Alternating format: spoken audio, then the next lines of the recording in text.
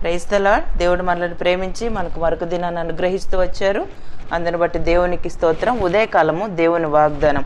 మొదటి దినవృత్తాంతాల గ్రంథము 19వ అధ్యాయము 12, 13 వచనాలు. నేను నీకు సహాయం చేయుదును, ధైర్యము కలిగి ఉండుము. సో దేవుడు మనల్ని ప్రేమించి దినమంతటి కొరకై శ్రేష్టమైన ప్రశస్తమైన వాగ్దానాన్ని మనకు అనుగ్రహిస్తూ వచ్చారు. నేను నీకు సహాయం చేయుదును, ధైర్యము కలిగి ఉండుము. సో ఈ మాటలు అంటే యోవాబు అభిషేయులు ఇద్దరు మాట్లాడుకుంటూ వచ్చారనమాట. సో ఆ మాటల్లో అక్కడ దావీదు అక్కడ అమ్మోనీల రాజుకి సహాయం చేయాలన్నటువంటి ఉద్దేశంతో అక్కడికి పంపించినట్లుగా తమ పనివారిని మనం వాక్యంలో చదవగలం. సో దావీదు ప్రేమతో వాళ్ళని పరామర్శించట కొరకై పంపిస్తూ వచ్చినప్పుడు వారు అక్కడ ఆ రాజు యొక్క కుమారుడు వారి మాటలు విని మనం దేవుని యొక్క వాక్యంలో చదివినట్లయితే మనకు అర్థమవుతుంది. అమ్మోనీల రాజైన నాహష్ చనిపోగా అతని కుమారుడు అతనికి మారుగా రాజాయను. అప్పుడు దావీదు హనూను తండ్రి అయిన నాహష్ నా ఎడల దయ చూపించాను గనుక నేను అతని కుమారుని ఎడల దయ చూపెదనని అనుకొని అతని తండ్రి నిమిత్తం అతని పరామర్శించుటకు దూతలను పంపెను. దావీదు సేవకులు హనూనును పరామర్శించుటకై అమ్మోనీల దేశంనకు వచ్చినప్పుడు వాళ్ళు అక్కడ అమ్మోనీయులు అతనికి వేరుగా చెప్తారనమాట. దావీదు అంటే వారు దావీదు సేవకులను పరామర్శించడానికి వచ్చారని నీవు అనుకుంటున్నావా? దేశమును తరిచి చూచి దాన్ని నాశనం చేయుటకే కదా అతని సేవకులు నీ యొద్దకు వచ్చి ఉన్నారు అని మనవి చేయగా, సో ఆ మాటలు విని హనూను దావీదు సేవకులను పట్టుకొని వాళ్ళని అవమానపరిచినట్లుగా మనం వాక్యంలో చదవగలం. ఆ మాటలను బట్టి మనం దేవుని యొక్క వాక్యంలో చదివినట్లయితే క్రింది భాగంలో అమ్మోనీలకి ఇశ్రాయేల్ ప్రజలకి సిరియన్లకి మధ్య యుద్ధం జరిగినట్లుగా మన వాక్యంలో చదువుతాం. ఆ యుద్ధంలో యోవాబు అభిషేయులు అంటే దేవుని గురిగా ఉంచుకున్నట్లుగా మనం వాక్యాన్ని బట్టి గ్రహించగలం. ఇక్కడ యోవాబు అభిషేయ్తో చెప్తా ఉన్నాడు అనమాట. కడమ జనులను అమ్మోనీలకు ఎదురుగా వ్యూహపరిచి తన సహోదరుడైన అభిషేయ్కి అప్పగించి ఇట్లా, నేను సిరియన్ల బలమునకు నేను నిలవలేకపోయినట్ల నీవు నాకు సహాయము చేయవలను. అమ్మోనీల బలమునకు నీవు నిలవలేకపోయినట్ల నేను నీకు సహాయము చేదును, ధైర్యము కలిగి ఉండుము. అంటే ఎప్పుడైతే మన జనుల నిమిత్తమే మనము ధీరత్వం చూపుతున్నాం, యెహోవా తన దృష్టికి ఏది మంచిదో దాన్ని చేయనుగాక అని యోవాబు అభిషేయ్తో ఈ మాటలు సెలవిచ్చాడు అనమాట. సో ఇది ఎప్పుడైతే దేవుని వాళ్ళు గురిగా పెట్టుకొని ఆ యుద్ధానికి వాళ్ళు బయలుదేరుతూ వచ్చారో దేవుడు గొప్ప విజయాన్ని అక్కడ అనుగ్రహించినట్లుగా రాయబడుతూ వచ్చారంట. సిరియనులు తిరిగిపోవుట అమ్మోనీలు చూచినప్పుడు వారును అతని సహోదరుడైన అభిషేయ్ ముందర నిలవలేక తిరిగి పారిపోయి పట్టణంలో చొచ్చిరి. యోవాబు మరలి యెరూషలేమునకు వచ్చాను.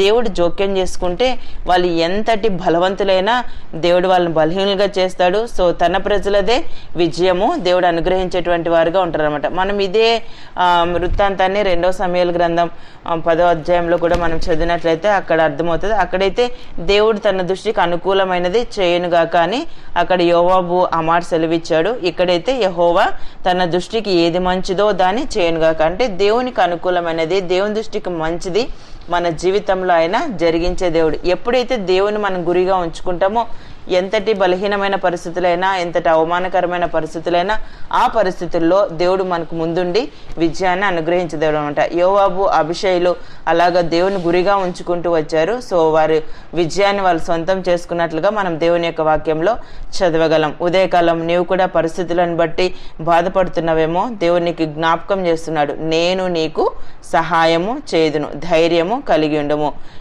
న్యాయాధిపతుల గ్రంథం 5వ అధ్యాయం 13వ వచనం మనం చదివినట్లయితే యెహోవా నాకు సహాయము చేయవచ్చెను. ఇక్కడ దేవుడే నాకు సహాయం చేయవచ్చునని అక్కడ మనం వాక్యంలో చదవగలం అనమాట. దెబోరా బారాకులు దేవుడు వారికి యాయేల ద్వారా సిసెరా విషయంలో విజయాన్ని అనుగ్రహిస్తూ వచ్చినప్పుడు ఆ మాట వాళ్ళు పలుకుతూ వచ్చారనమాట. యెహోవా నాకు సహాయము చేయవచ్చును, ప్రజల వీరులలో శేషించిన వారిని కూడి వచ్చిరి, శూరులలో యెహోవా నాకు సహాయము చేయవచ్చును. సో ఈ మాట పలుకుతూ వచ్చారనమాట. యెహోవా నాకు సహాయము చేయవచ్చును. సో దేవుడే సహాయం చేయవస్తే వారు ఎంతటి బలార్జులైనా దేవుడు ఎవరికి అప్పగించాలో వారికి ఆ శత్రువులను అప్పగించేటువంటి వారుగా ఉంటారనమాట. అక్కడ దేవుడు జోక్యం చేసుకుంటూ వచ్చాడు, ఇక్కడ దేవుడు జోక్యం చేసుకుంటూ వచ్చారు. పరిస్థితులు అన్ని అనానుకూలంగా ఉన్నప్పటికీ శత్రురాజుల సైన్యానికి సో దేవుడు తన ప్రజలను అప్పగించినప్పటికీ ఎప్పుడైతే మనం దేవుని వైపు మనం చూస్తామో, దేవుని యొక్క సహాయం కొరకే మనం వెయిట్ చేస్తామో, దేవుడు గొప్ప విజయాన్ని మనకు అనుగ్రహించేటువంటి వారుగా ఉంటారనమాట.